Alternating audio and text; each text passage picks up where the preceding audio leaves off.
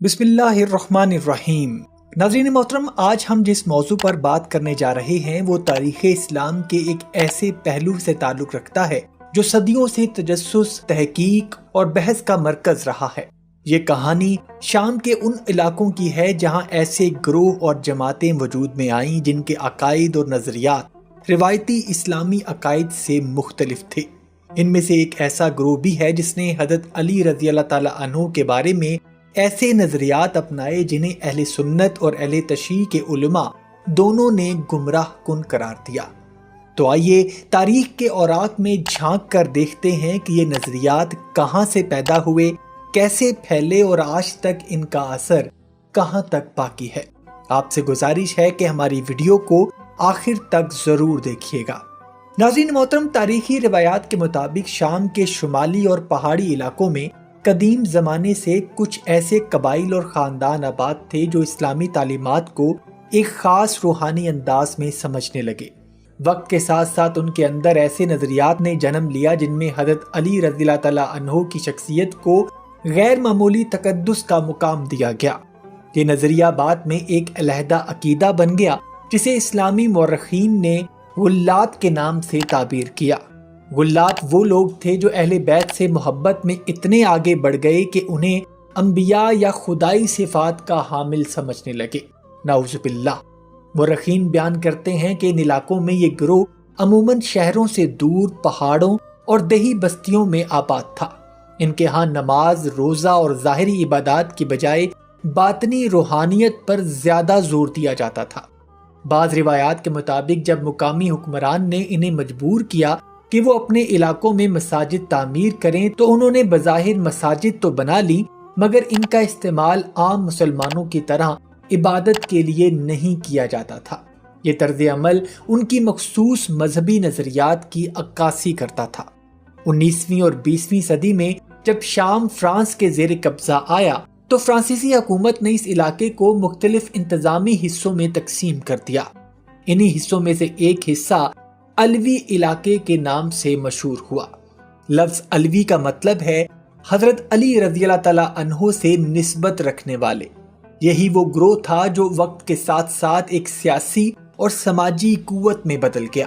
آج شام کی حکومت اور فوج کا بڑا حصہ انہی افراد پر مشتمل بتایا جاتا ہے جنہیں علوی یا نصیری کہا جاتا ہے۔ ان کے نظریات کے بارے میں مختلف مورخین نے مختلف آراء پیش کی ہیں اور اسلامی تاریخ کی معتبر کتابوں کے مطابق اس گروہ کے بانیوں میں ایک شخص کا نام محمد بن نصیر ذکر کیا جاتا ہے۔ کہا جاتا ہے کہ وہ امام حسن عسکری رضی اللہ تعالیٰ عنہ کے زمانے میں سامنے آیا اور اس نے اپنے نظریات کے مطابق دین کی نئی تشریح کی۔ محمد بن نصیر کے بعد اس کے پیروکاروں نے اس کے خیالات کو آگے بڑھایا حتیٰ کہ یہ ایک منظم مذہبی تحریک کی شکل اختیار کر گیا۔ بعد کے ادوار میں اس گروہ کے بعض پیروکاروں نے تناسخ روح کا تصور بھی اپنایا۔ ان کے نزدیک روح ایک جسم سے دوسرے جسم میں منتقل ہوتی رہتی ہے جب تک کہ وہ مکمل طور پر پاک نہ ہو جائے۔ یہ عقیدہ اسلامی تعلیمات سے مختلف ہے کیونکہ اسلام کے مطابق ہر انسان کو مرنے کے بعد دوبارہ ایک ہی بار قیامت کے دن زندہ کیا جائے گا۔ تاہم اس گروہ نے اپنے مخصوص فلسفے میں اس عقیدے کو مرکزی حیثیت دی۔ اسی طرح ان کے ہاں یہ نظریہ بھی پایا جاتا ہے کہ اللہ تعالیٰ مختلف ادوار میں انسانی صورتوں میں ظاہر ہوتا رہا ہے۔ نعوذ باللہ۔ یہ عقیدہ بھی اسلامی تعلیمات کے خلاف ہے کیونکہ اسلام واضح طور پر یہ کہتا ہے کہ اللہ تعالیٰ بے نیاز ہے، اس کی کوئی مثل نہیں اور وہ کبھی کسی مخلوق کی شکل میں ظاہر نہیں ہوتا۔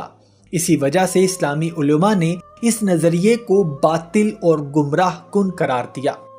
علماء کرام جیسے ابن تیمیہ رحمۃ اللہ علیہ اور دیگر اہل سنت کے بزرگوں نے اپنے فتووں میں واضح لکھا کہ ایسے عقائد رکھنے والے لوگ اسلام کے بنیادی اصولوں سے ہٹ چکے ہیں اور ان کے نزدیک حضرت علی رضی اللہ تعالیٰ عنہ اللہ کے بندے، نبی پاک صلی اللہ علیہ وآلہ وسلم کے داماد اور جلیل القدر خلیفہ تھے، مگر انہیں خدا ماننا یا وحیت سے منسلک کرنا سراسر گمراہی ہے۔ دوسری جانب بعض روایات کے مطابق اس گروہ کے چند افراد اہل سنت مسلمانوں کو بھی مکمل مسلمان تسلیم نہیں کرتے تھے، جس کی وجہ سے معاشرتی دوریاں اور فکری اختلافات مزید گہرے ہوتے گئے۔ تاریخ کے مختلف ادوار میں اس گروہ نے کئی نشیب و فراز دیکھے اور کبھی انہیں سیاسی اقتدار حاصل ہوا تو کبھی سخت مظالم کا سامنا بھی کرنا پڑا۔ تاہم 20ویں صدی کے آغاز میں جب شام میں فرانسیسی تسلط قائم ہوا تو ان لوگوں کو نسبتاً آزادی ملی۔ فرانسیسی حکومت نے انہیں ایک علیحدہ شناخت دی اور ان کے علاقوں کو علوی ریاست کے نام سے جانا جانے لگا۔ وقت کے ساتھ ساتھ یہ لوگ معاشرتی طور پر مضبوط ہوتے گئے، یہاں تک کہ موجودہ شام کی سیاسی قیادت انہی کے ہاتھوں میں آ گئی۔ ناظرین کرام، اس تاریخی پس منظر کو سمجھنا اس لیے ضروری ہے کہ اسلامی دنیا میں کئی ایسے گروہ پیدا ہوئے جنہوں نے اسلام کی بنیادوں کو مختلف انداز میں سمجھا، اور بعض نے ظاہری عبادات پر زور دیا تو بعض نے باطنی اور روحانی پہلوؤں کو ترجیح دی، لیکن اسلام کا حقیقی پیغام ہمیشہ توحید، رسالت اور آخرت کے ایمان پر کھڑا ہے۔ اور قرآن مجید میں اللہ تعالیٰ فرماتا ہے کہ قل هو اللہ احد اللہ الصمد لم یلد ولم یولد ولم یکن لہ کفوا احد۔ اور قرآن کی یہ آیات اس بات کا اعلان کرتی ہیں کہ اللہ واحد ہے، وہی سب کا سہارا ہے، نہ وہ پیدا ہوا اور نہ اس نے کسی کو پیدا کیا، اور اس کے جیسا کوئی نہیں۔ اس لیے کوئی بھی نظریہ جو اللہ کو انسانی صورت سے جوڑنے کی کوشش کرے یا کسی بشر کو خدا کے درجے پر فائز کر دے، یہ اسلامی عقیدے کے سراسر خلاف ہے۔ اسلام ہمیں اللہ کی وحدانیت، انبیاء کی عزت اور اہل بیت کی محبت، سب کو توازن کے ساتھ اپنانے کی تعلیم دیتا ہے۔ اور قرآن مجید میں اللہ تعالیٰ فرماتا ہے کہ قل هو اللہ احد اللہ الصمد لم یلد ولم یولد ولم یکن لہ کفوا احد۔ اور قرآن کی یہ آیات اس بات کا اعلان کرتی ہیں کہ اللہ واحد ہے، وہی سب کا سہارا ہے، نہ وہ پیدا ہوا اور نہ اس نے کسی کو پیدا کیا، اور اس کے جیسا کوئی نہیں۔ اس لیے کوئی بھی نظریہ جو اللہ کو انسانی صورت سے جوڑنے کی کوشش کرے یا کسی بشر کو خدا کے درجے پر فائز کر دے، یہ اسلامی عقیدے کے سراسر خلاف ہے۔ اسلام ہمیں اللہ کی وحدانیت، انبیاء کی عزت اور اہل بیت کی محبت، سب کو توازن کے ساتھ اپنانے کی تعلیم دیتا ہے۔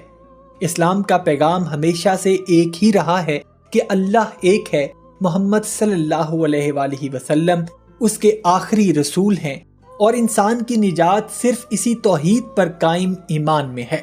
ناظرین، آپ کا اس ویڈیو کے بارے میں کیا خیال ہے؟ ہمیں کمنٹ سیکشن میں ضرور بتائیے گا۔ اپنا اور اپنے گھر والوں کا بہت سا خیال رکھیے گا۔ وما علینا الا البلاغ المبین۔